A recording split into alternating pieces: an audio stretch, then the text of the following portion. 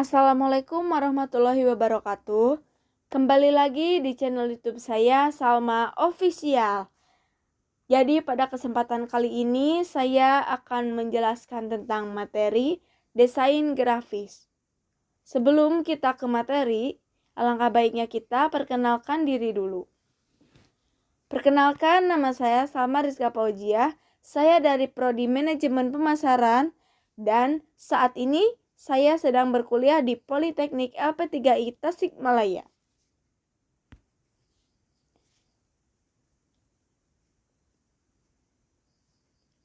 Kita lanjut pada pembahasan kita kali ini. Apa sih desain grafis itu?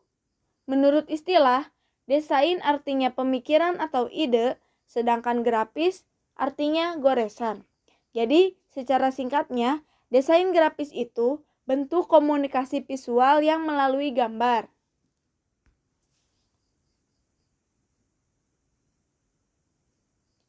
Definisinya, desain grafis itu seni dalam berkomunikasi yang menggunakan teks, ruang, dan gambar.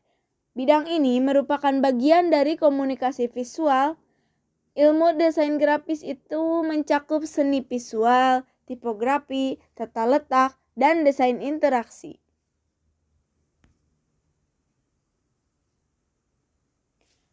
Selanjutnya, unsur desain grafis itu ada 7 unsur ya teman-teman. Yang pertama ada garis, yang kedua ilustrasi, ketiga tipografi, keempat warna, kelima gelap terang, keenam tekstur, dan yang terakhir ruang.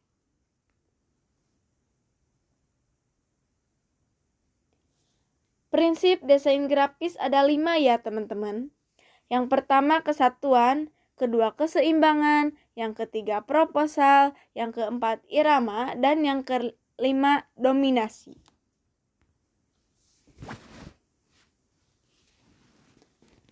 Oke, kita akan menjelaskan apa itu bitmap. Tersusun dari kumpulan piksel yang sangat kecil. Setiap piksel itu memiliki warna sendiri. Contoh formatnya seperti JPEG, PNG, BMP, dan GIF. Kelebihannya bagus untuk gambar berwarna kompleks atau foto ya teman-teman. Kemudian kekurangannya itu pecah saat diperbesar. Apa itu vektor? Vektor tersusun dari garis kurva dan bentuk berbasis rumus matematis, tidak bergantung pada resolusi. Contoh formatnya seperti SVG, AI, EPS, dan PDF. Kelebihannya itu tajam di semua ukuran, filenya itu ringan, dan kekurangannya kurang cocok untuk gambar kompleks seperti foto ya teman-teman. Kita akan melanjutkan perbandingan antara bitmap dan vektor. Bitmap itu bentuknya piksel, pecah saat diperbesar, ukurannya besar, tergantung resolusi, dan contohnya itu kayak tadi ya yang sudah dijelaskan dalam bentuk foto. Perbandingan kedua, vektor. Vektor itu berbentuk garis dan rumus matematis, tetap tajam, lebih kecil. Contoh ininya seperti logo ilustrasi.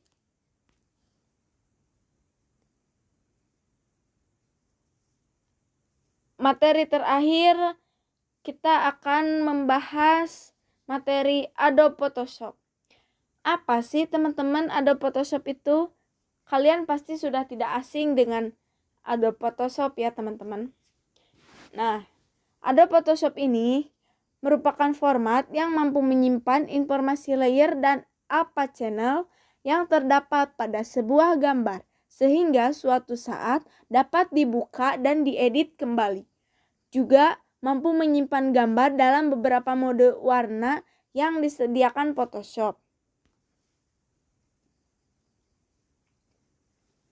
Nah, di dalam Adobe Photoshop ini, secara singkatnya ya teman-teman, merupakan software editing foto dan desain grafis. digunakan untuk manipulasi gambar, retouching, dan pembuatan grafis, kemudian dikembangkan oleh Adobe System.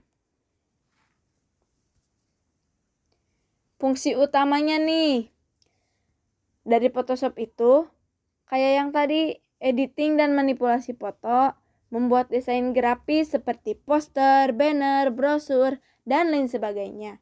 Kemudian ada digital painting dan ilustrasi, terakhir ada desain web dan UI.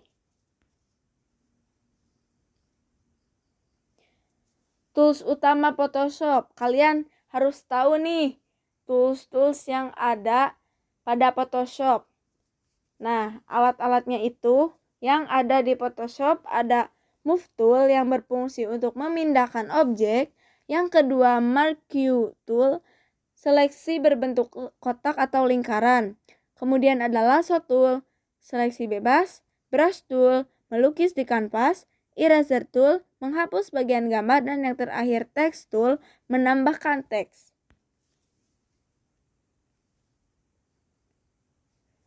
Konsep utama dalam Photoshop itu apa sih? Ada 3 macam ya teman-teman. Yang pertama layers, kedua masking, dan ketiga adjustment layer. Kalian bisa sambil catat juga ya teman-teman, takutnya ada yang kalian sangat dipentingkan dan diperlukan gitu ya teman-teman. Nah, layers ini setiap elemen terpisah bisa diedit tanpa mengganggu lainnya. Kalau masking itu menyembunyikan sebagian gambar tanpa menghapus. Dan yang terakhir, adjustment layer, mengubah warna, kontras, dan sebagainya tanpa merusak gambar yang asli. Format file Photoshop.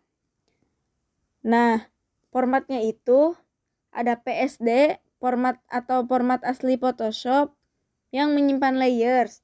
Kemudian JPEG atau PNG, yaitu format gambar yang setelah selesai diedit ya teman-teman.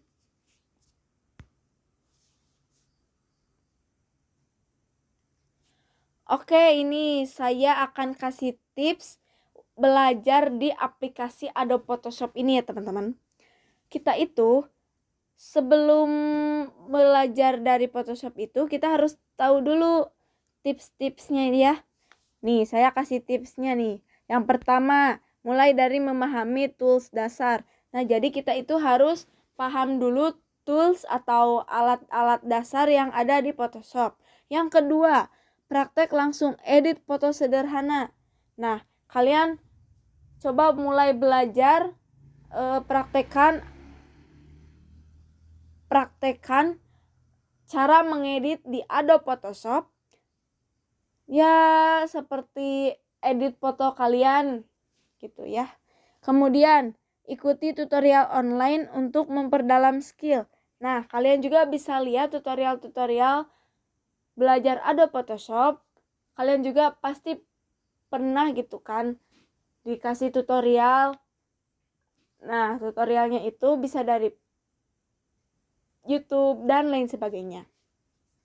Dan yang terakhir, berlatih membuat proyek kecil. Nah, kalian juga bisa nih cocok juga buat berlatih gitu kan, buat proyek yang kecil. Jurusannya tergantung ini ya, tergantung jurusan masing-masing.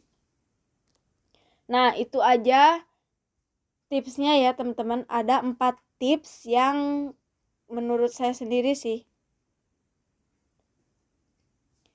Oke, segitu dulu ya videonya teman-teman. Terima kasih sudah menonton. Jangan lupa kasih like, komen, subscribe, dan juga share. Dan jangan lupa juga nih, terakhir jangan lupa klik tombol loncengnya ya teman-teman. Karena siapa tahu aja kita bisa sharing-sharing lagi tentang materi yang lain. Sekian dari saya. Wassalamualaikum warahmatullahi wabarakatuh.